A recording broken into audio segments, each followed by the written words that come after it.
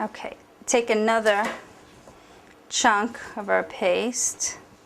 Take another chunk of our paste and roll it again, about a marble size. It's a little big. Roll it in a ball. And spread that onto the paper.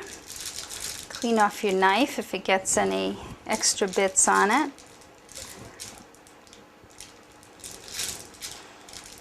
It's thick here and thin along this front edge, but thick in the back. I'll just take that bit off. Okay, and lift it up. Carefully, it comes right up from the nonstick paper. And now you'll again wrap it around. And as you see, we're beginning to form our rose.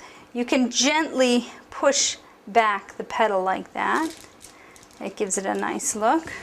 Again, we're going to smear that onto the paper, making the edge, the front edge very thin, and the back edge is thick. Okay, I'm just going to take a little bit of that off. Let me show you. Right here, it's thick, very thick along this end, and this end is very thin, just like a rose petal. Again, we're going to just wrap that around, and you can sort of ruffle it, pinch it in on the bottom to give the outer leaf more, a little more fullness. Peel it up and put it again like this. This rose will probably take one more leaf. Peel that up.